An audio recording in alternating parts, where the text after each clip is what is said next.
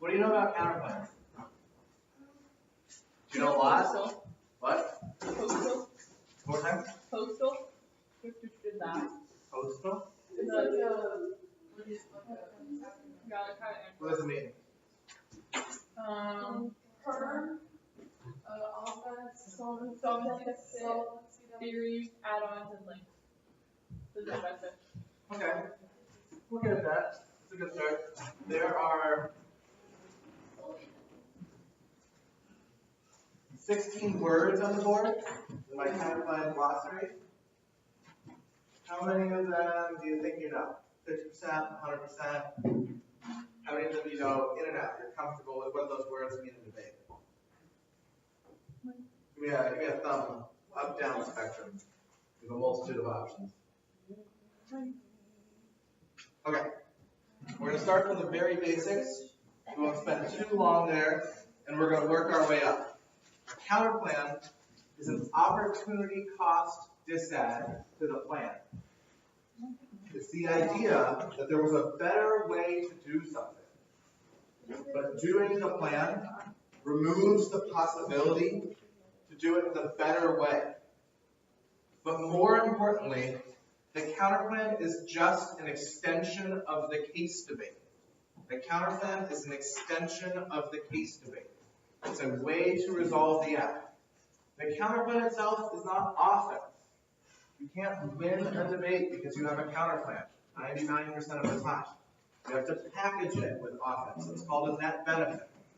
A counterplan is just an extension of the case debate. Hopefully, you've been told at some point in your debate career that you should put offense first. Whether you're the ask or the nag, you put your offense first in your final rebuttal. So you're giving the 2 and R. Let's say that you have gone for a counterplan, you've gone for a DA, and you've talked about the case. What do you think the order of the 2 and R should be?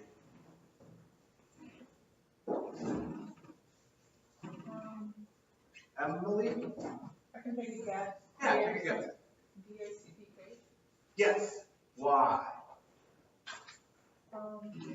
Because your DA, your offense, your counterplan is kind of like packaged with it, and then case is like, wait, 2 and R? I'm going to stop you there. You're almost right. So we said the counterplan is just an extension of the case debate, and the offense should come first. So Emily's right. The order, the 2 and R should be DA, counterplan, case. But it's not because the counterplan is packaged with the DA, although in a way it is. It's because the counterplan is part of the case debate. You put your offense first. Counterplan's a defensive argument to resolve the case debate. So it's DA, then counterplan, then case. Always in the 2 and R, if there's a DA in the counterplan. Because you put your offense first. So, counterplan is just a proposal for another way to resolve the affirmative. It's particularly useful if you don't have good answers to the case, or if the status quo, i.e. the world without the plan, is either indefensible or very difficult to defend. So real world example, plan. Go to McDonald's to get food. Disadvantage. Going to McDonald's will make you sick. Kozak and 17 cup. It is difficult, even though the disad's good, to defend the status quo. Because you'll starve, right? The status quo is hungry. You need to get food, so you need a counterplan. Counterplan is make yourself a meal. Net benefit to the counterplan is the fast food equals sick DA. Purpose of the counterplan is to resolve the case, to make your DA look better. Let's talk about different types of counterplans. And I'm going to throw down what I'll call the community consensus spectrum. All the legitimacy of any type or particular counterplan will be resolved by debate, what happens in the debate. But that doesn't mean there's not a rough community consensus about the legitimateness of particular counterplans. So on the far left side of the spectrum, generally regarded as the most legit counterplans are advantage counterplans. USFG, federal government actions that don't include the plan. You have an advantage about transportation infrastructure in the United States, like the School Choice Act. You try to resolve it through education policy. A counterplan could try to resolve it through other means. The United States federal government just increasing the amount of spending we do on transportation infrastructure. The government passing a gas tax or a highway trust fund bill that increases taxes on gasoline in order to repair our roads and bridges. This advantage counterplan attempts to resolve the harm the app has identified by a means other than the plan, but still using the United States federal government. It keeps the agent, so it has reciprocal fiat powers. It has the same amount of fiat as the affirmative.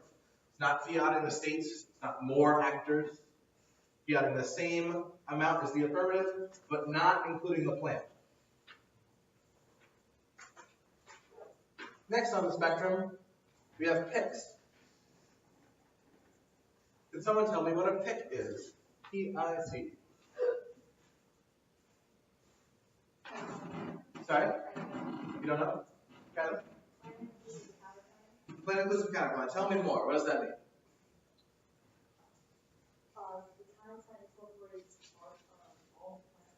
Probably part, not all. If it includes all, it's not removing any component. Plan inclusive counterplan does part of the F, part of the plan, but leaves out something. So like, let's say you pick out of elementary education. The F says we'll do STEM funding in elementary and secondary education in the United States. The counterplan says, nah, just secondary. We've got a disadd to doing it in elementary. And we think we can solve the F if we just do it in secondary. Let's say the counterplan is a school choice F that specifies two mechanisms: vouchers for private schools and increasing charter schools. And the F says we've got a disadd, or the next says we've got a disadd to vouchers, so we will counterplan to just do charter schools. It's less than the plan, which means the counterplan is competitive. You can't permit because that would remove part of the F. We'll talk about that more later. But we have a disadd to vouchers. We solve all the charter schools part. So we do part of the affirmative. Plan inclusive counterplans do part, but not all of the affirmative. And the key here is you sever out of something, you remove something that's in the plan text. If the affirmative doesn't specify vouchers and charters, it would be very difficult to counterplan out of that. It has to be in the text.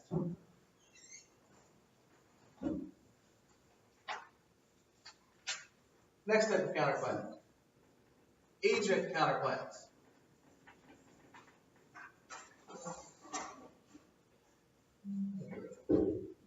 Counterplans that change the agent.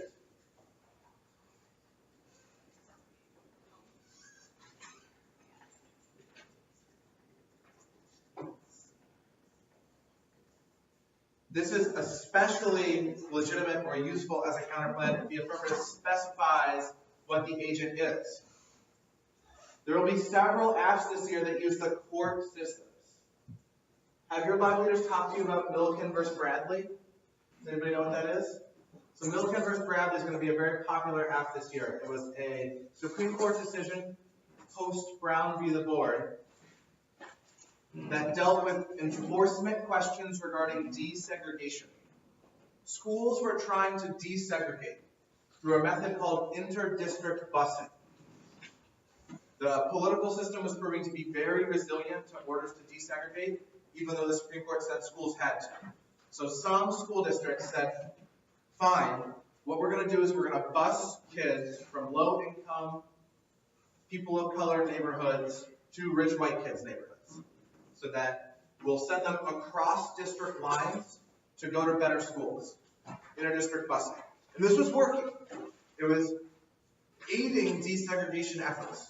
And some people sued, and they said this violated district rights, went to the Supreme Court. In the Supreme Court case of Milliken versus Bradley, the Supreme Court said inter-district busing was not cool. A popular act will be to overrule or overturn the Supreme Court decision Milliken v. Bradley and say, nope, we need to empower school districts and schools to have mechanisms to create diversity and to end de facto segregation. De jure means by law. De facto means something's happening even if it's not legally mandated. So de facto segregation is when segregation is legally mandated, but it just happens because of structural factors. We have a lot of de facto desegregation now in terms of marginalized communities being concentrated in schools that aren't as well equipped as schools in affluent neighborhoods. So the Supreme Court case of overturning Milliken v. Bradley, that would be an F and saying diversity good, desegregation good. The SAF solves an instance, a powerful and important instance of racism. One strategy against this affirmative will be to agree, we need tools to desegregate, but to read this as to doing it through the court and say, no, we should do it through Congress. We should do it through the executive, probably Congress. So the counterplan will be not out of the substance of the plan, but the agent of the plan. You're all probably familiar with the state's counterplan, but the state's counterplan is one variation of an agent counterplan. It changes not what is done by the plan, but who does it. Now, I've put an asterisk next to the state's counterplan because there are other theoretical arguments involved there. It doesn't just change the agent, it changes the number of agents. And in a lot of ways, that's really important. Agent counterplans, generally regarded by the community to be very legitimate if the affirmative specifies their agent. Then you can say, you chose your agent, we're choosing a different one. If they don't specify their agent, then it gets dicey.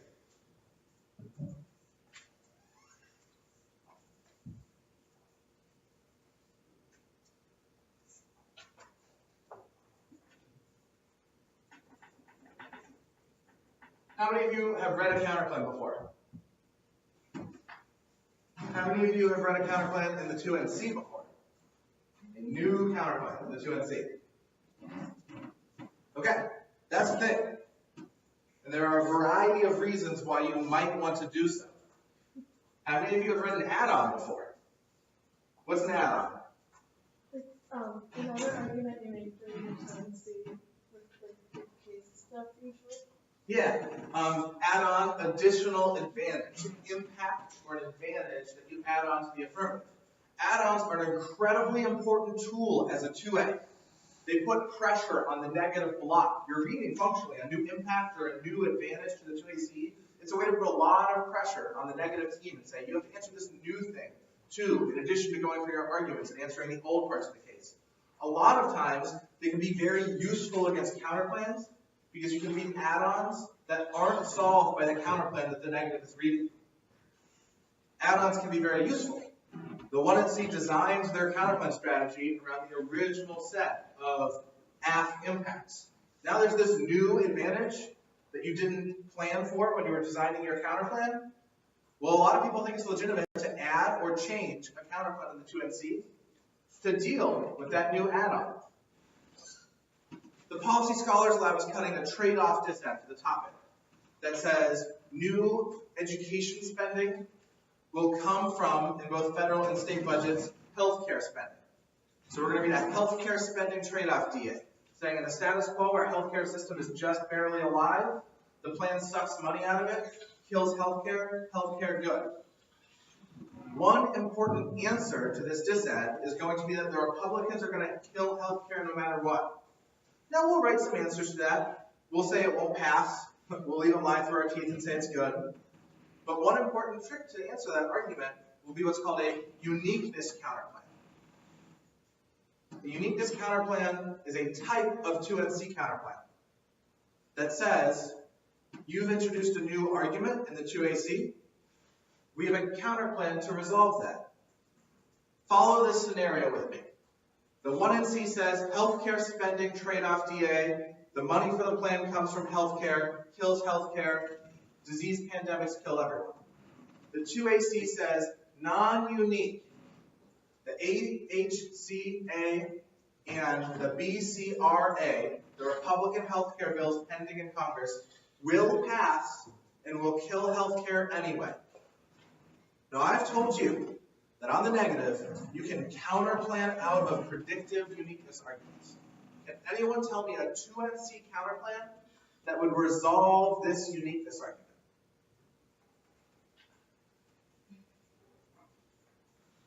Take a wild guess. Trust your gut. If you got this shade of an idea, if you think 1%, you might be onto something. Tell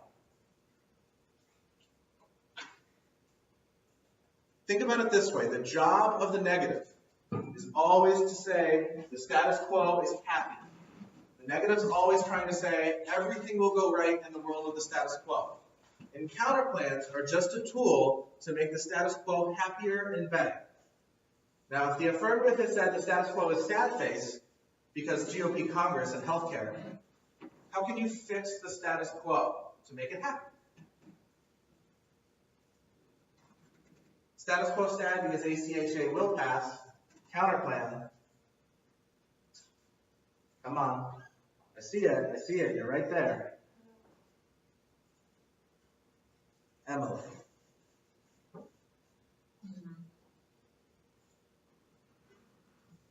Yeah. Maybe they don't pass the bill and they like Either. 2AC, non-unique. ACHA Cressus Healthcare. 2NC counterplan, don't pass the ACHA. AHCA. 2NC counterplan, don't pass the AHCA. Or pass something different that makes it better.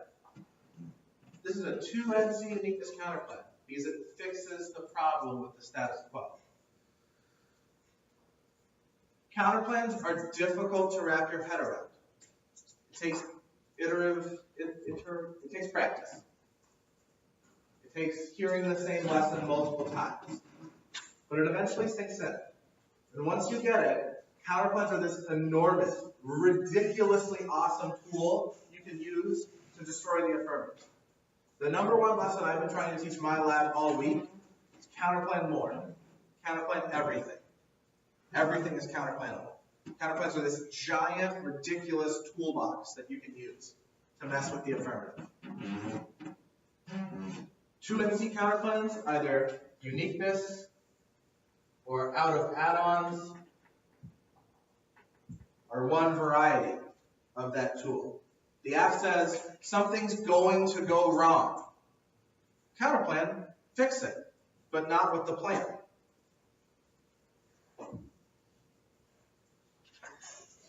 Next is states. For 50% of your judges. Very few things split the debate community like the state's counterplan. There are those who hate it and those who love it. Very few in between. Somebody give me an argument as to why the state's counterplan might be illegitimate. Well, just because I've heard from you before. And remind me your name? One more time? Max. It's your new voice.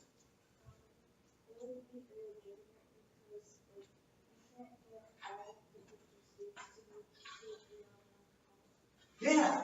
When has that happened before? When have all 50 states with one voice shouted, I agree on this? When have Texas and California simultaneously passed identical legislation? Has it happened before? It seems to me perhaps outlandish. And one of the implications of that is that there's no literature comparing that mechanism to the plan. There's actually literature about Milliken v. Bradley. What strategy should we take to overturn it? Should we strategize through the courts, or should we push Congress to do it? Should we try to elect congressional representatives that are amenable to coming up with legislative solutions? There's comparative literature about whether or not the court or Congress is a better remedy for school desegregation.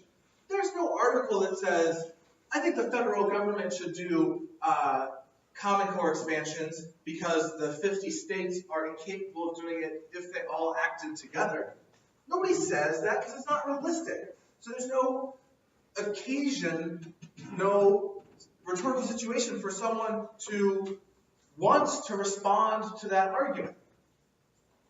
Now there's an asterisk here. The education topic is in some ways better suited for the theoretical legitimacy of the state's counterplan. I said the states have never acted with uniformity or near uniformity before.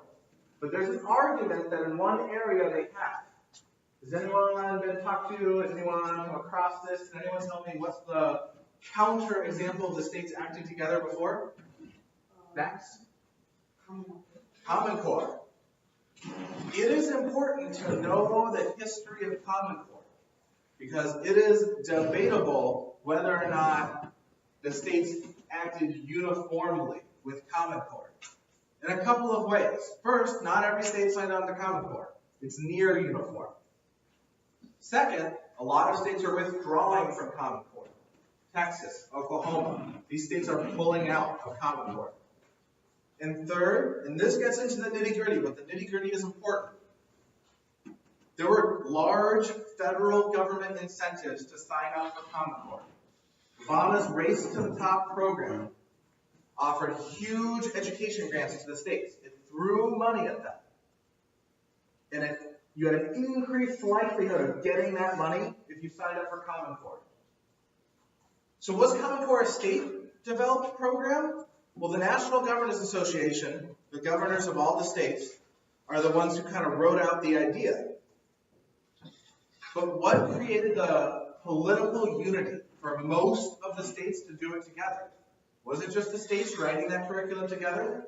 Or was it that federal government money, that good, sweet, free cash, that incentivized the states to sign up for it? If it's the latter, that demonstrates that 50-state uniform fiat, even in the area of education policy, is still not real world.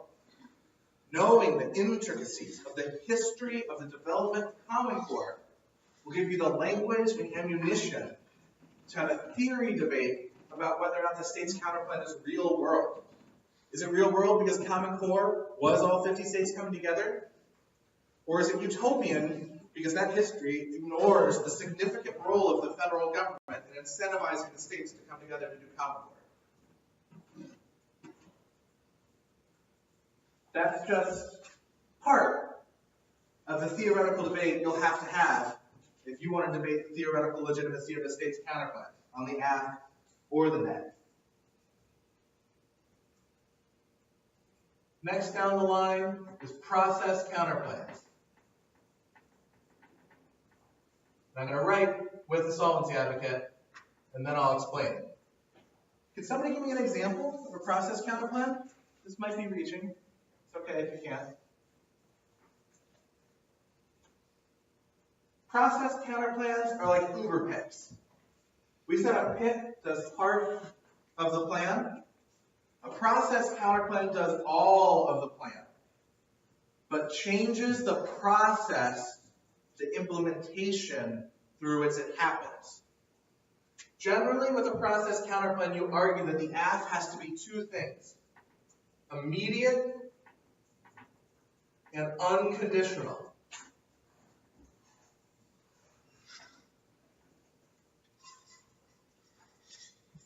I'm not going to spend very long here, and I might come back to it. But process counterplans are things like consult counterplans. On the China topic, did you ever hear, hints for debate of the China topic? Did you hear consult China or consult South Korea counterplans? Those counterplans did all of the affirmative, right? If South Korea says yes, all of the act happens. People sometimes read consult Congress counterplans.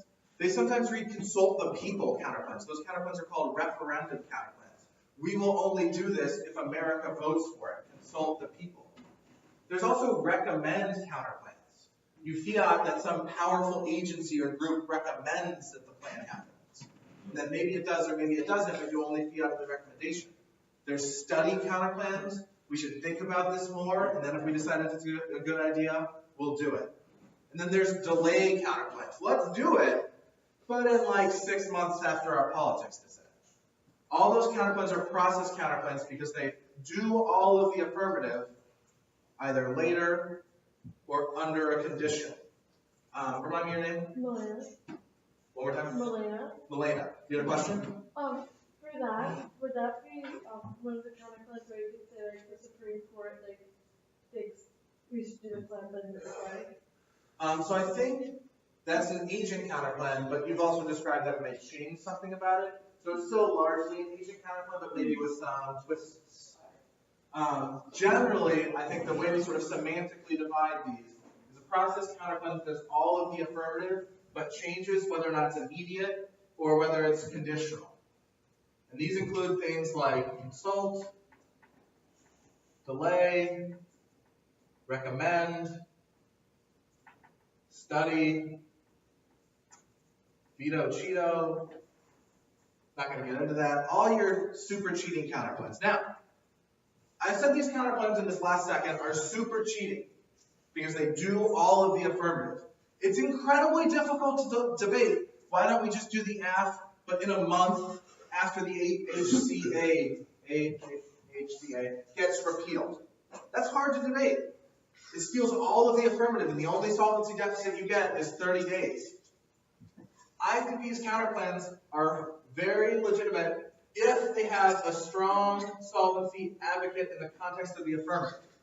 Solvency advocate.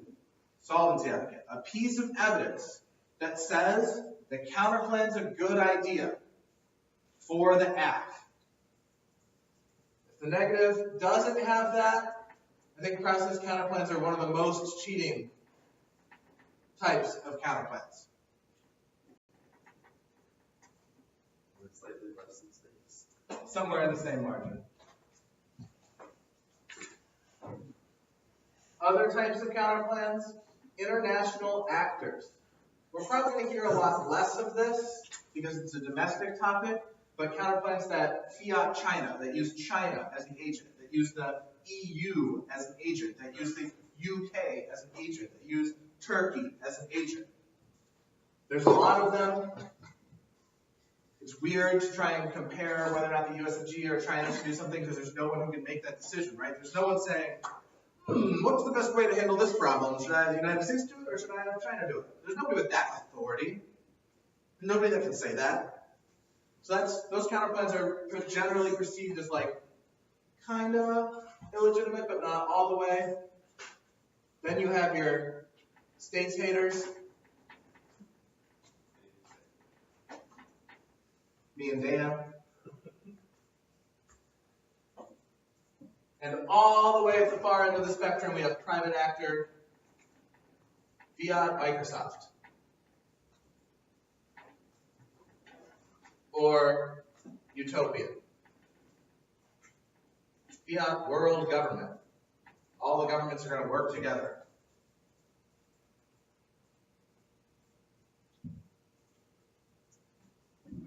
So there are some common types of counterplans. Now again, whether or not any of those things is legitimate is debatable. We'll come down to in-round debating. I have voted that fiating Microsoft is legitimate. I have voted that world government, fiating every government, forms one worldwide universal government, and they all work together to solve problems, is legitimate. I voted that the state's counterplan is good. I voted that the state's counterplans are bad. I voted that advantage counterplans are bad. It all comes down to in-round debating. But your in-round debating should be informed by, generally, do people think these things are legitimate? And does my specific judge think these things are legitimate? How might you find out if your specific judge thinks something is legitimate? It's on the tab, and I'm forgetting the name of it. Yeah, the judging philosophy. Yes, they're judging philosophy. Tabroom.com, front page is a button that says paradigm. You click paradigm, you type in your judge's last name. Boom, they're telling you everything they think about debate. Some people have longer philosophies, some people have shorter philosophies. If they don't speak to the particular issue you're concerned about, if you're well connected, you can try to talk to their debaters to get a sense. Like all of the debaters I coach have a pretty good idea how I feel about the state's counterplan, because I tend to talk about it a lot, because I don't like it. So, yeah, you can get informed that way. Okay, let's talk about status theory. What does it mean if I ask what's the status of a counterplan?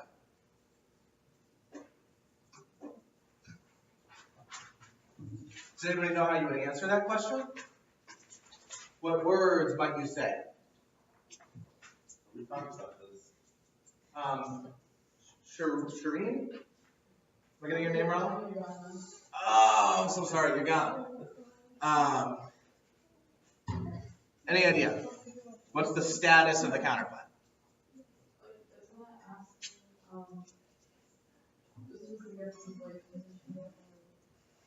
Yeah, exactly. That's what you're looking for. Those are the buzzwords, and that's good. Conditional, dispositional, unconditional. But let's go in, refresher, what does that actually mean? Status theory is asking, under what conditions can you kick the counterplan? So for example, if I say my counterplan is unconditional, that means no matter what, during the course of this debate, I will always be advocating the counterplan. I will always, in the 2 and R, go for the counterplan. What does it mean if I say the counterplan is conditional? Let's go Emily this time. You're going to kick the counterplan? Not that I'm going to, but I reserve the right to. I can kick the counterplan at any point. No strings on me. You can't constrain me. I'll do what I want. I'll kick this counterplan if I want, or I'll keep it around. That's my decision.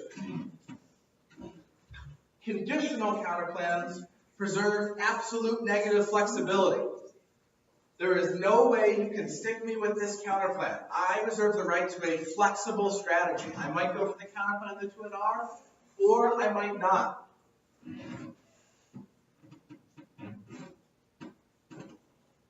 Can anyone tell me what a dispositional counterplan is? Oh, it's not when you say, like, you will kick the counterplan under, like, X conditions? Yes. Dispositional counterplans were derived as a middle ground between conditional and unconditional to say there's a set of conditions where you can stick the negative with the counterplan. The common phrase for this type of counterplan is it puts the ball in the aft court and allows the aft to make a choice about whether or not they want to stick the negative with the counterplan. Now the history lesson is important here.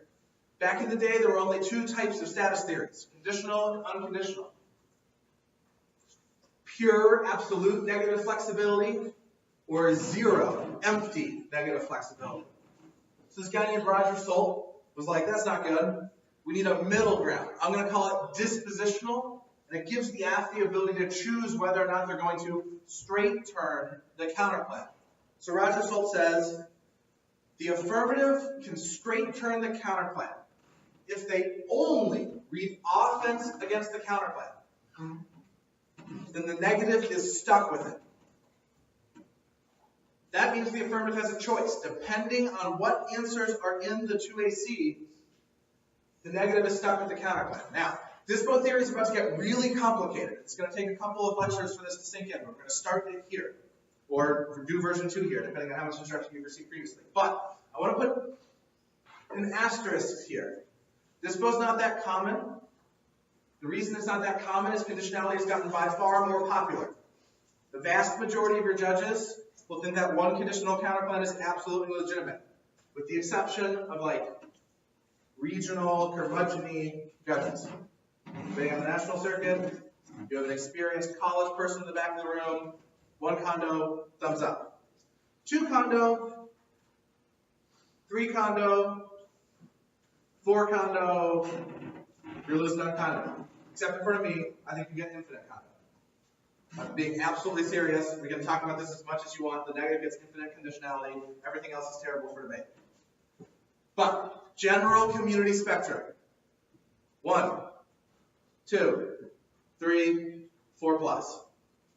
General community belief. Dispositional counterplans. The neg can kick it unless it's straight turned. But counterplans are weird. They look like they're different from every other argument, but they're really not. So a solvency deficit to a counterplan is actually offense. It's not a defensive argument. There are only 2 defensive arguments in dispositional terminology, in Roger Stolt's language to counterplans. A dispo counterplan can only be kicked on a permutation or a theory argument, not about status. Now, I'm not going to spend a bunch of time here because it's a little bit complicated. And even if you get it, there's a good chance your opponents won't. But if a counterplan is dispositional, the common and correct belief is that there are only two arguments you can kick it on: a permutation or theory arguments. Because those are reasons to stop evaluating the counterplan. It's not competitive or it's illegitimate. If it's illegitimate, the counterplan goes away.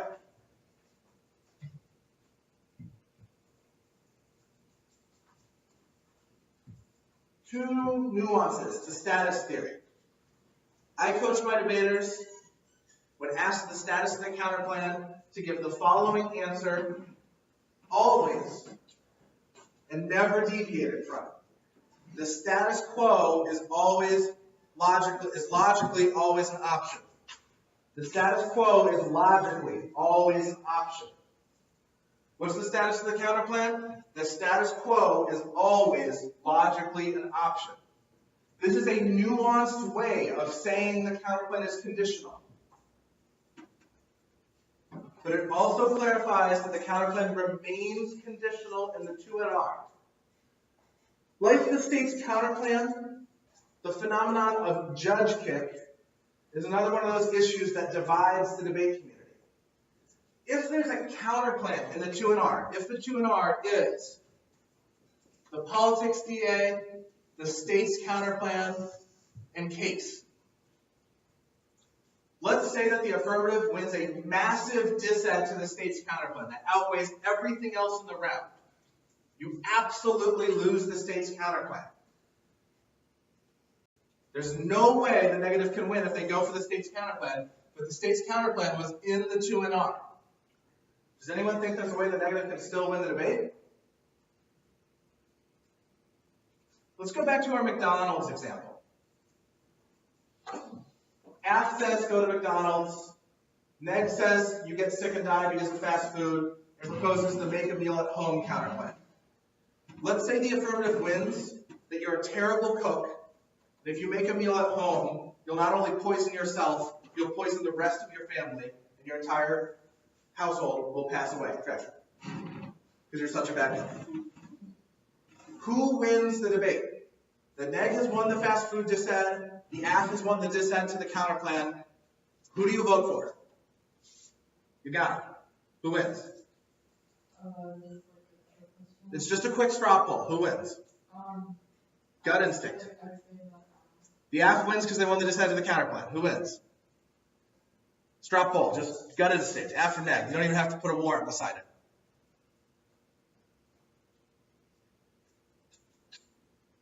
You got a 50-50 shot, and there's honestly no wrong answer. Whole scenario laid out again. Af, let's go to McDonald's. Neg, you'll get sick like Kozak did. You'll die. Af, and the neg says, counterplan, let's make a meal at home. So they have a dissent to the af and a counterplan. The af says, your counterplan's terrible. You'll not only get sick because you're such a terrible cook, you'll poison a bunch of other people too, and give them all food poisoning. So we have a bigger DA to the counterplan than you have to the affirmative. That's the extent of the debating that's done. Who wins? The af. 2 votes af? Neg. Neg. Neg. Neg. Af. Af. Neg. We got about a rough 50-50 split, and that's about what the split is on the theoretical legitimacy of the concept we're going to introduce now called judge kick. I disagree with the naming of this phenomenon. Remind me your name one more time. Melina. Tell me why you voted neg. I don't know, I feel like the af is just like, well, you guys got sick if you cook, so. But I think, like, the counterplan of cooking yourself. Okay, stop. That's good. Stop thinking about this as if it's a debate, and think about this as real life. You've been presented a slew of options. One of those options involves you getting sick if you go to McDonald's. One of those options involves you poisoning your entire family if you cook a meal at home. Doesn't the negative have another option, though? What's the status quo? Remind me what that term is. Always logically an option. What? Always logically an option. Well, yes, absolutely. But just definitionally, it's the world without the plan. Isn't the negative's job usually to defend the status quo? Just like no plan? There's a third option. Don't eat. Skip a meal for a night. Nobody dies. Nobody dies if you just don't eat, right? If someone's like, well, we could not eat. We could go to McDonald's. Here's how the conversation went down. First person's like, let's go to McDonald's. Second person's like, okay, or not. Or we could go make a meal at home. They still said or not, right? There was always the option to just do nothing. If they didn't go for the counterplan in the 2 and R, they're just saying do nothing. If you decide that the eat at home counterplan is terrible, you can still choose to do nothing, to not eat, and then nobody dies. This is called judge kick in debate. Because people say that the judge is kicking the counterplan for you. I say the judge is deciding all of the options you presented. If I go for a counterplan, a DA, and case from the 2 and R, and I've said in the 1 and C cross-ex, the status quo is logically always an option, I'll say it again in the 2 and R, but what I'm telling the judge is, look, the plan's a terrible idea. We have a better way to do it. But even if you don't like the better way, then vote against that. But still vote for us, because there's a massive disadvantage to the affirmative. And if I mitigate the case and win my DA, even if you don't like the counterplan, there's still a disadvantage to the affirmative, and you can always do nothing. I always like to, I'll get you in 1 second, you got it, I promise. I always like to map out how many options there are for the negative. So let's say the 1 and C is DA1, DA2, counterplan, and case. There are, and let's say that only this DA is a net benefit to the counterplan. Here's how many options there are in the 2 and R. You can go for this DA in case. You can go for this DA in the counterplan, and you can go for this DA, which means there's 3 options that you can go for. DA1 and case, DA1 and counterplan, or DA2 in case.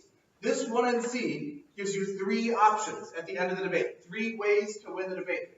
Now, if we're down to this, and this is our 2 and R, we're down to this, DA1, counterplan, and case, in the 2 and R, how many options are there? Sorry? I think 2, because I'm maybe not making it clear with my markerings, but this DA went away. So now, in the 2 and R, there's DA in case or DA in counterplan. There's still 2 options. That's what you want as the negative. You want to maximize your flexibility. You want to increase the number of ways that you can win the debate.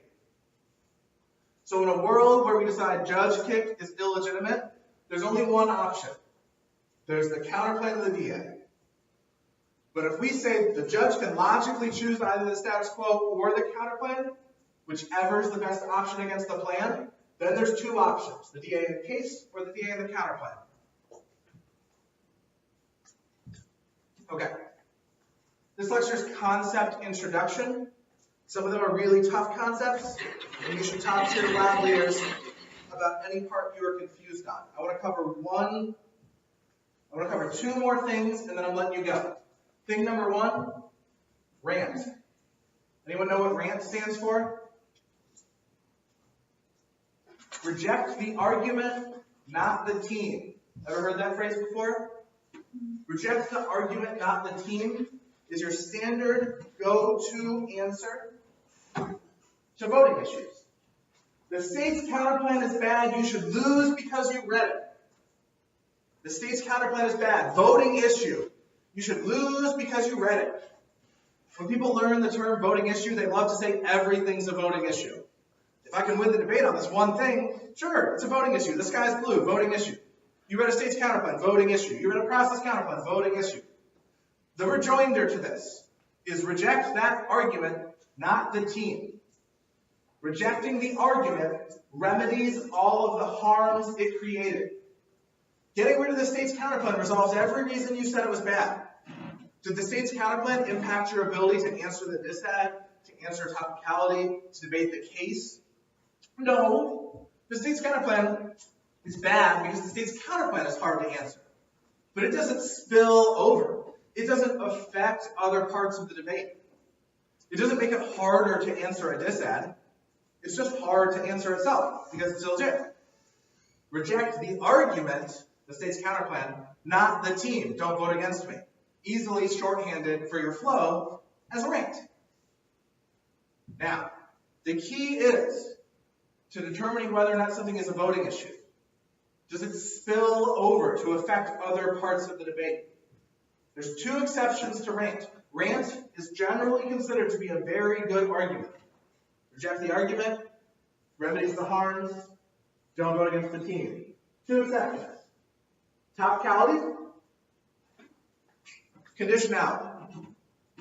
The argument for why conditionality is bad is that it affects your ability to debate every other position in the debate. It allows the possibility of contradictions to be introduced.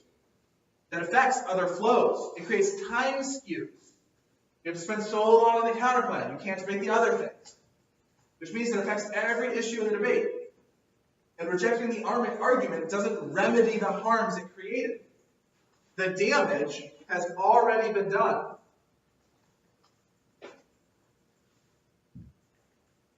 All right, last thing. Counterplan theory survey lecture. We're going to talk about permutations. Intrinsic and severance permutations. Anybody know what an intrinsic permutation is? Emily. Isn't it a permutation that does all the measurements and help? Like it adds something? Correct. It doesn't necessarily have to do all the neg, but it adds something that's neither in the plan nor the counter advocacy. When I say counter advocacy, I just mean counterplan or critique alternative. An intrinsic permutation adds. Intrinsic adds something that's neither in the counterplan, the plan, nor the critique alternative. It pulls something out of nowhere. Takes this unpredictable element and says we're going to do this too. Now, who can guess what a severance permutation is? Kevin. Yeah, it removes something from the plan. Intrinsic adds. Severance subtracts. It severs. Removes something from the plan. Permutation against the 50-state counterplan. Have the 50 states do the plan. Severs the federal government. Against a pick that says don't do elementary education reform. Permutation, don't do elementary education reform. Severs that from the plan. Subtracts that from the plan. These two permutations are generally regarded as pretty illegitimate. Therefore, and this is important, the definition of a commonly considered legitimate permutation, the definition of a legit perm, all of the plan, and part or all of the counter advocacy. Definition of a legitimate permutation, all of the plan, and all or part of the counterplan. When I hear young debaters make theory arguments against permutation, I often hear them say, this permutation is either severance or intrinsic, and you should vote against it. If you're at that level, that's good. You've recognized that a permutation is probably illegitimate. Try and take it to the next level. Don't say or. Tell me specifically what is wrong with the permutation. Is it severance? Does it remove part of the plan? Is it intrinsic? Does it add something else? Try to raise your theory arguments to a higher level of specificity. Okay, I get that this lecture was probably a lot more tough than the last one I appeared in front of you and gave. That's because counterplan concepts can be tough. Write down your questions. I'm going to get to your gathers right now. Did I promise to come back to you and let's skip you? Oh, I'm the worst. Write down your questions. Raise them with me later. Raise them with your lab leaders later. You got it. Last question. So you brought up the McDonald's scenario, and you said that the status quo is always an option by eating it. But what if the status quo itself is bad? That's why the negative has case arguments. to mitigate against that. So in this scenario, the app would be like, the status quo is terrible, I'm so hungry. And then the negative would be like, it's not that bad, you're being whiny, you can make it a day without a meal. That's not a very nice argument, but in comparison to food poisoning, right, it's maybe enough to mitigate the status quo enough that you would be like, okay, I'll skip the meal if my only options are eating poison.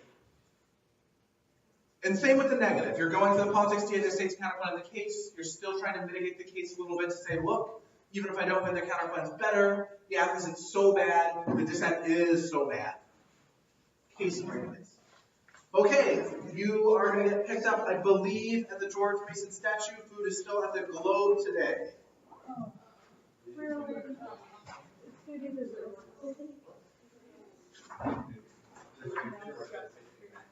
Yeah, it's being recorded.